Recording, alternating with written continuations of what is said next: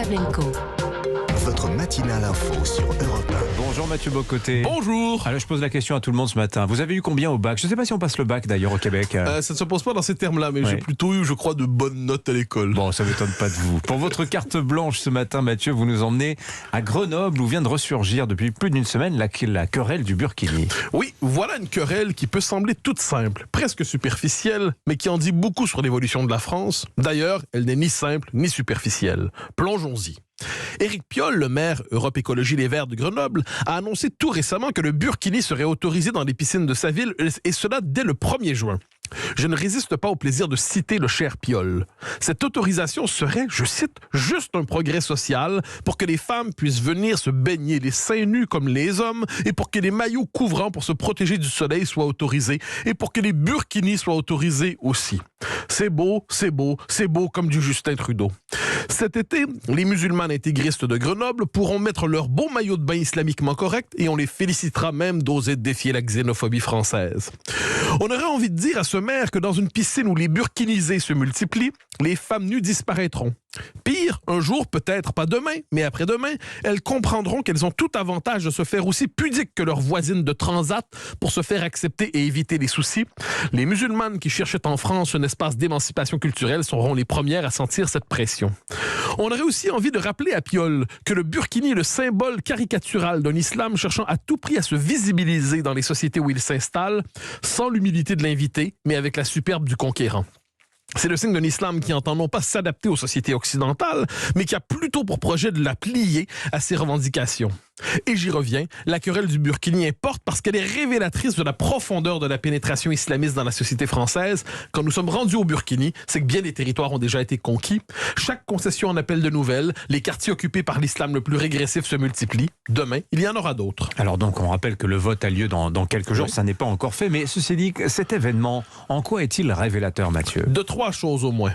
La première, de l'efficacité de l'activisme islamiste en France. On apprenait ainsi dans Le Parisien hier que l'association Alliance citoyenne, qui prétend lutter contre les discriminations, est particulièrement investie autour d'Éric Piolle et porte un programme le poussant tout autant à réclamer l'autorisation du burkini que le port du voile pour les joueuses de foot. Manifestement, cette association, dis-je, parvient à ses fins.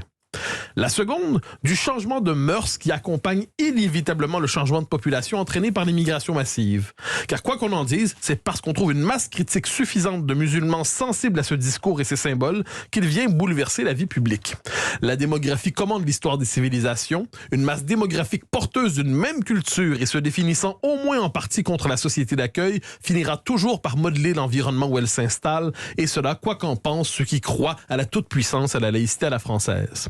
La dernière chose, de la complicité idéologique d'une bonne partie de la gauche version NUP qui s'est convertie à l'islamo-gauchisme par un mélange de multiculturalisme idéologique, de clientélisme électoral et de fascination du faible pour le fort, du couard pour le dominant, du conquis pour le conquérant. C'est ce même Piolle, soit dit en passant, qui voulait en finir avec le sapin de Noël dans sa ville en 2020. Il affirmait, je cite encore, « Nous ne mettrons pas des arbres morts sur les places de la ville. Vous gardez le souvenir de cet arbre mort que l'on faisait venir tous les ans? C'est pas du tout notre conception de la végétalisation. » Est-ce que vous hurlez quand vous entendez cela? Moi, je hurle aux vandales, je peste contre le triomphe de la bêtise.